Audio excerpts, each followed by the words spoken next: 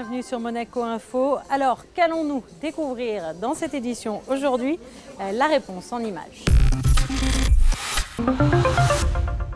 Retour sur l'édition 2017 du Téléthon qui s'est tenue ce week-end en France et en Principauté. Le sport au service de la paix, c'est ce que propose chaque année le Forum international Peace and Sport qui vient de remettre ses prix en présence du souverain. Parrainée par la Fondation Prince-Pierre de Monaco, la pièce vient de paraître, a fait un carton plein au théâtre Princesse Grace la semaine dernière, découverte dans cette édition.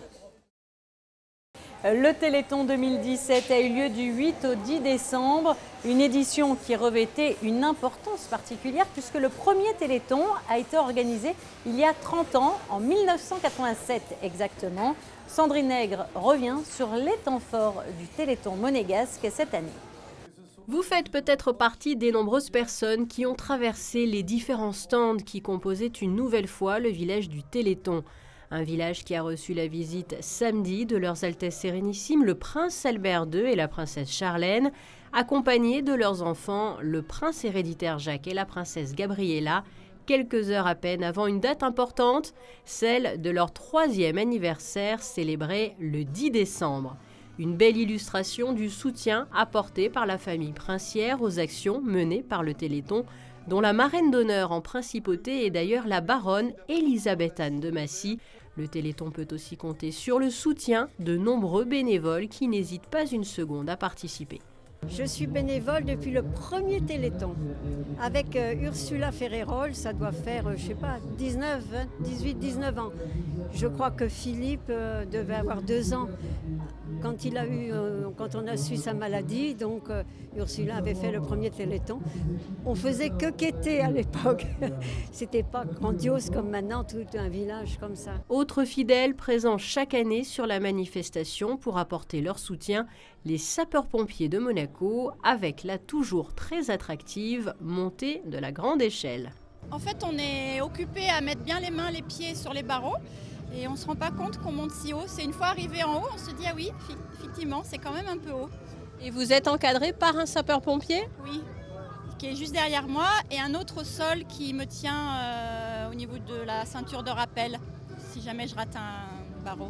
Alors vous avez fait tout cela pour notamment profiter d'un très beau cadre et d'une très belle vue. J'imagine que vous avez fait cela aussi pour apporter votre contribution au Téléthon?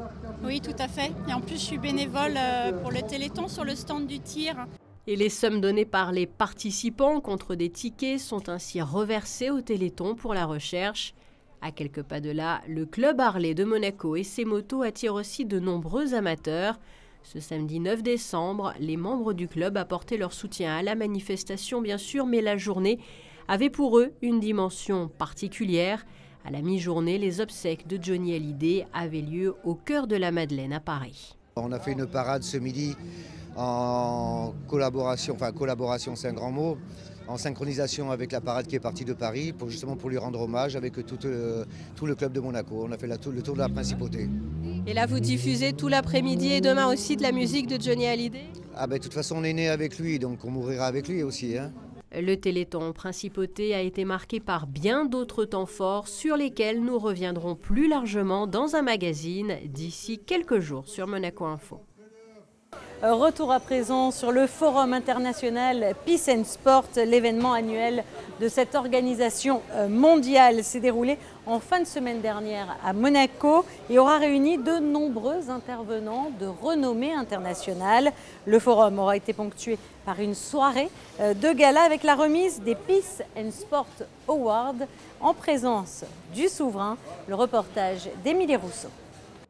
Après avoir été lancée officiellement le 6 décembre dernier, la 10e édition du Forum international Peace and Sport a réuni tous les participants à la Salle des Étoiles. L'occasion de revenir sur ce qui anime l'organisation monégasque, utiliser le sport en vecteur de paix. En 10 ans, Peace and Sport a soutenu de nombreux projets tels que la réinsertion des enfants soldats ou l'accès à la solidarité. Des initiatives comme celle-ci sont récompensées chaque année lors des Peace and Sport Awards. La cérémonie s'est déroulée à Monaco, en présence notamment du prince Albert II, du prix Nobel de la paix Mohamed Younous et du footballeur Didier Drogba. 11 prix ont été remis, comme celui du prix spécial du jury décerné à l'UNFP pour ce spot. ou celui de la fondation de l'année à la FC Barcelona Foundation. L'ancienne capitaine de l'équipe nationale féminine afghane, Khalida Popal, a elle été nommée championne de l'année. Engagée depuis l'âge de 16 ans, elle est désormais une figure emblématique du sport féminin en Afghanistan. Nous avons marqué l'histoire dans notre pays. Nous avons réalisé de nombreuses campagnes de promotion. Quand j'ai commencé à jouer au football, j'ai compris qu'il y avait quelque chose à faire. J'ai compris aussi que cela allait être compliqué. J'ai dû faire face à de nombreux problèmes. J'ai risqué ma vie pour la libération de la femme dans mon pays. J'ai utilisé le football pour sensibiliser les gens, raconter mon histoire au monde, mais aussi aux Afghans. Aujourd'hui, elles sont des milliers à jouer au football et nous avons même une équipe nationale qui participe aux compétitions internationales. Autre distinction, l'action diplomatique de l'année remise au ministère des Affaires étrangères de Colombie pour ses actions en direction de la jeunesse du pays. On a trouvé la manière de partager le sport et la diplomatie. Et on a fait aussi le sport comme une façon d'arriver à l'autre, de trouver l'autre, de se rencontrer et pour que les enfants puissent avoir d'opportunités. C'est ça, qu'ils puissent voir le monde. Ces enfants viennent de situations très dures, des populations très vulnérables et dans des endroits vraiment isolés de la Colombie, des populations très disons, au dehors de tout. Et donc pour eux, chaque opportunité, c'est vraiment merveilleuse. Et chaque opportunité leur donne vraiment ce que je dis là-bas, l'espoir pour rêver et pour protéger la vie. Pour son 10e anniversaire, Joël Bouzou, président et fondateur de Peace and Sport, a tenu à décerner un prix spécial au prince Albert II pour son soutien inconditionnel. À noter également que lors de cette soirée, un mémorandum d'entente a été signé entre l'organisation monégasque, le Yunus Center et la Grameen Creative Lab. Et puis sinon, dans le reste de l'actualité en principauté.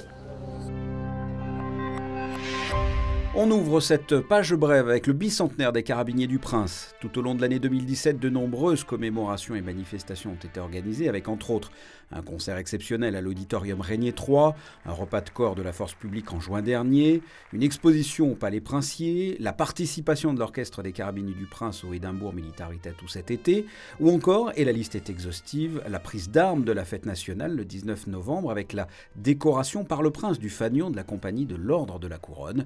Et pour clôturer les différentes festivités, un dîner de gala vient d'avoir lieu vendredi dernier à la Salle des Étoiles en présence du prince Albert, de sa sœur la princesse Stéphanie et de son neveu Louis Ducruet. No Times Land, c'était une première, une comédie musicale réunissant 53 enseignants et 65 élèves de la Principauté et de l'Académie de Nice, les 8 et 9 décembre au Grimaldi Forum. C'était une initiative des Ballets de Monte-Carlo en partenariat avec entre autres la Direction de l'Éducation nationale et l'inspection académique. Cette comédie musicale a été réalisée dans le cadre du projet Le corps et la voix, qui a pour but de transmettre les bases d'un travail corporel, que ce soit la chorégraphie, le théâtre et le chant. Il aura fallu 16 mois de travail pour ces 118 interprètes. Et pour clore cette page de brève, ce vendredi 8 décembre, nous fêtions l'Immaculée Conception. Une messe en la cathédrale a été célébrée en l'honneur de la Vierge Marie. À l'issue, une procession a été organisée. Monseigneur Barcier en a profité pour bénir la crèche sur la place du Palais. Au chapitre culturel, la pièce vient de paraître, était à l'affiche du théâtre Princesse Grasse en fin de semaine dernière. Un spectacle qui a bénéficié du parrainage de la Fondation Prince Pierre de Monaco. Il faut dire que la pièce a pour toile de fond le monde de l'édition. Le récit de Patricia Navarro sur des images d'Olivier Bonello. Créée en 1927 au Théâtre de la Michaudière, la pièce vient de paraître d'Édouard Bourdet n'a pas pris une ride. Le propos est toujours d'actualité. Cette comédie de mœurs, c'est une satire du monde de l'édition. Vient de paraître, a valu à Jean-Paul Borde une nomination pour le Molière 2017 du meilleur comédien dans un second rôle. La mise en scène est signée Jean-Paul Tribou. Son visage rappellera certainement à un très grand nombre d'entre vous la mythique série Les Brigades du Tigre. Édouard Bourdet a été un des grands auteurs de l'entre-deux-guerres. Alors on connaît un petit peu par le cinéma Fric-Frac, Le sexe faible, etc. Il y avait 3 auteurs dans ces années de l'entre-deux-guerres, c'était Guitry, Bourdet et Bernstein. Bourdet est un petit peu oublié, donc j'ai eu envie de le remettre en lumière. C'est une pièce qui date de 1927, hein, mais il semble, d'après les gens qui travaillent dans l'édition, que ça n'est pas tellement changé dans les rapports entre les éditeurs, les auteurs, l'attribution des prix littéraires, les jurys, etc. Donc c'est plus une peinture de caractère qu'une intrigue. Chaque année, une représentation du Théâtre Princesse Grace est organisée en collaboration avec la Fondation Prince Pierre de Monaco. Vient de paraître S'y prêter tout particulièrement puisqu'il y est question de l'édition et des prix littéraires. Mais toute ressemblance n'a en fait rien à voir avec la réalité.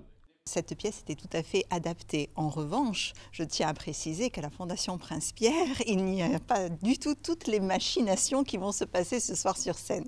Voilà, donc nous avons un jury qui lit les livres et qui n'a aucune préférence éditoriale. La Fondation Prince Pierre met à l'honneur tous les types d'écriture, hein, que ce soit les poètes, effectivement, les romans, et puis le théâtre, alors peut-être aussi...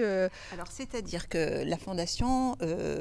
mais surtout à l'honneur des romanciers, mais qui peuvent également être auteurs de théâtre. La preuve en est, puisque cette année, la Fondation a récompensé Michel Tremblay, qui est aussi un immense auteur de théâtre. Donc nous avons à la fois les différents genres littéraires qui apparaissent à notre palmarès. Une adaptation d'un grand classique sera le prochain rendez-vous du Théâtre Princesse Grace le 14 décembre. Place au livre de ma mère d'Albert Cohen avec Patrick Timsit. La semaine a débuté tristement sous la pluie. Le beau temps sera-t-il de retour pour les prochains jours? La réponse avec la météo. Mardi, une amélioration. Après la pluie, place désormais à des nuages et de belles éclaircies. Le vent s'affaiblira et les températures seront proches des normales de saison de 10 à 14 degrés. Mercredi, du beau temps et des nuages discrets. Les températures seront un peu plus fraîches le matin, 8 degrés, et clémentes au fil de la journée jusqu'à 15 degrés. Jeudi, du soleil et des nuages avec peut-être, mais c'est pas sûr, un peu de pluie comptée de 11 à 17 degrés. Vendredi, de la pluie dans la nuit et le matin avec un rétablissement d'un temps assez beau au cours de la journée. Les températures restent acceptables de 11 à 14 degrés. Et enfin, pour le week-end, prévoyez une alternance de soleil et de pluie.